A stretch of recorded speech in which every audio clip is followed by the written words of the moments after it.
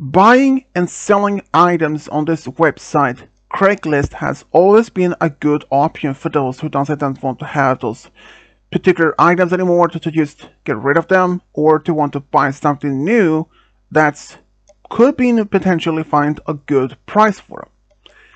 But I also know that there are some people has been using Craigslist that has been having experienced some creepy and terrifying moments. I'm usually sometimes using Craigslist to sell some old things or buy some new things. But I had only one experience, but it's not even close to as terrifying as most other Craigslist terrifying stories that I have been hearing. But anyways, this is where what all happened. My name is Adam. I'm 24 years old. I am from Chicago.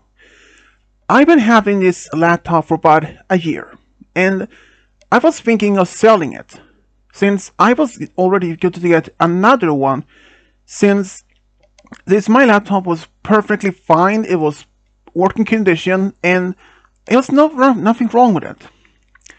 So before I did have to sell this laptop, I had it factory set new, reset all the functions that had the basic programs on it, and I did put it on Craigslist, and I want to just, since this was only 1 year old, and I know that I couldn't sell it for the original price, because people probably think that I'm scamming them or something. So I thought maybe half of the original price, which would be, since when I bought it was about $2,500, but I decided maybe not a half, but I decided at least I will give it so low. I set it for around $900. I was waiting for maybe 2 days before I actually had anyone responding to my sale. This guy was named himself Josh. He was actually a local, and he was like, he wanted to buy my laptop, but he only agreed to meet me at the local Starbucks in the area. I was like, okay, that's fine. So we set up a meeting around 2 p.m. at the Starbucks. Luckily though, I didn't even live that far from it. Maybe only like 10 or 15 minutes. So I have his number, and I texted him just before I was about to leave that I will be there less than 10 or 15 minutes. And he sent back that that's okay. So, and I arrived around the time, and when I walked in, I looked around and I saw there was this roughly mid-30s old guy sitting by a table by himself. And I asked, Josh? He nodded, and he asked if I had a laptop, which I did. And first he looked at it from the outside to be if there were any scratches or any stains on it. Was nothing. And he opened it and he looked through it on the basic programs and see if it's how it was working. He actually smiled and said that was actually it looked good and seems nothing wrong with it. So he paid $900 for it. I was like, great. But he asked if I could stay behind just a few minutes so we could just have a little chit chat. And since he had ordered some coffee for us, so I was like, why not? So we just talked some of the basic things for it, the reason why I was selling the computer, and actually he said that he needed one since his old one just crashed for him, and he didn't have the money to have it being repaired or to buy a brand new one. So that's why he turned into Craigslist. I was like, well, that's actually not bad idea. Considering that you can actually find very decent stuff on Craigslist if you actually know what you're looking for. He nodded and said agreed. After I had my coffee, I went back home. And I was like, I actually made a great deal. And since I only had a new laptop, I was like, maybe I can spend this money on something else that I needed. Maybe for my car that needed some repairs. But just barely 2 days later, it was around early noon, I heard this loud banging on my door. I live in a small apartment complex. I was like, and I also have a good relationship with my neighbors. We were all in good terms. So I was like, wonder who could it have been? I wasn't waiting and expecting any guests. So I went to the door. Before I did open it, I looked at from the peephole, and I was like, Josh? I thought to myself. Before I even said open the door, I was like, how did he even know where I live? I mean, there was no mention of my home address on my Craiglist post, and I never actually mentioned it at the cafe or the Starbucks about my address. So how in the world did he even find me? So I opened the door and asked, Josh, is something the matter? Because when I looked at him, he looked very upset. He demanded to have the money back. I was like, and that I had ripped him off from a bad computer because it died on me, him, after maybe just a half an hour of using the computer. And he claimed that the battery was bad and that it crashed at least 2 times for him. And I was like dumbfounded. Because before I even went to the Starbucks 2 days before, I actually tried this mic and laptop just to see if it was still working. And it was working fine. And then I told him that. And he said I was lying. I was sending him a defect computer for some money, and that he demanded to have my money back. I was like, I tried to diffuse this confrontation, like, I'm telling him, I sold you a perfect fine computer, Josh, and it works perfectly fine. I checked it myself before I even went there. I would have known if there was any problems with it. I would have sold this to you if there was a defect. And he said I was lying to him the whole time, and that he's going to report me to police. I was like, go ahead. And if you want to have the computer looked at it, well, I had to bring it back to me. But he said that he didn't have it anymore, that he smashed it to pieces. Well, that's not their fault. That is not my fault you had destroyed the computer. If you had returned the computer back to me without destroying it, I have been glad to be returned the money. But without the computer, you won't have your money. Deal is deal. And I closed the door on him, and I locked it and put the chain lock on it.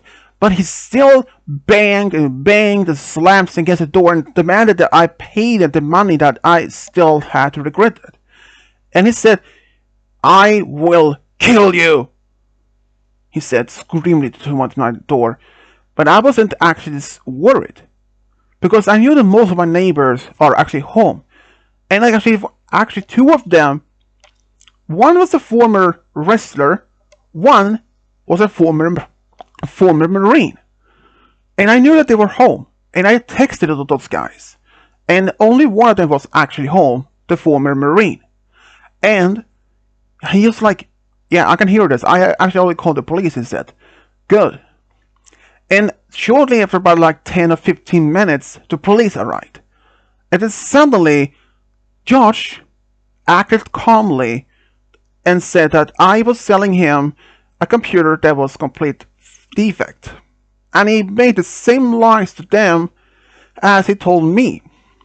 But then the police knocked on my door and asked me to talk to them.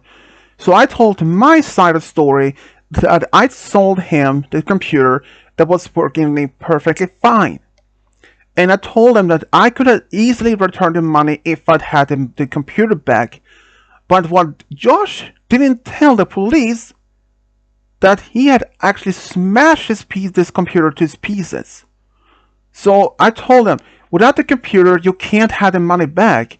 And I actually did show you, and I also said this. He actually checked the computer out for almost a half an hour at the Starbucks just 2 days ago, and there was no issue with it. The police asked him about that, and he said, no, I never did try for that. I only checked on it for only a few minutes. A few minutes? I was like, you sat with the laptop for almost half an hour, small talk with me while you check on it, I said. But he tried again to deny that he never did that. But the police asked him if he still had the smashed computer, and he said, no, I threw it away 2 days ago. And that he still had the audacity to demand I pay him from the other police officers. But the police officers told them that since I actually had, and I actually showed them on my phone. It said on the former Craiglist list, still I had on the copy of the screenshot of the conversation that that he's supposed to pay me 900, and he did, and they said it's working, and it's also said I said it's working perfectly fine. It was only 1 year old, and the police actually told Josh to leave. But before he could say anything else, I said, he has even threatened to kill me. The police officer looked at him and he was like trying to deny. But then suddenly my marine neighbor actually opened the door and said, I actually had on the recording, sir. And then Josh looked at this guy and he looked pale.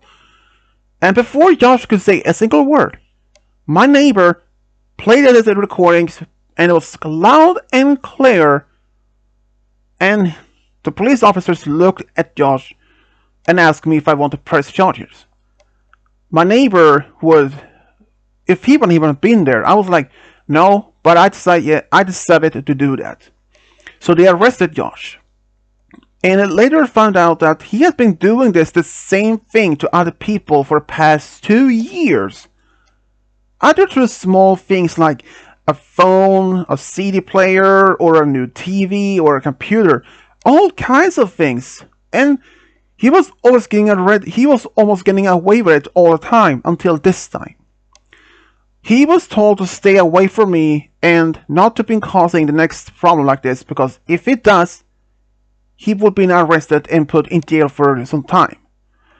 And in fact, you may think that was the last time I ever used Craiglist. No, I actually continue to using Craiglist even ever since today. I mean, but I'm more cautious this now. I always make sure that my computer is working or the other items are perfect condition. I always do not remember I take photos of each item in this before selling it if this will happen again. But gladly, it never had. And also thanks to my former marine neighbor, he was my hero this time. If he wasn't at home, if he had even called the police or even had been home, been able to record this conversation, what Josh told me by my door, yeah, I have no idea what else we're doing. But police may not have just let him go without just a warning. So, Josh, please, let us never ever meet again.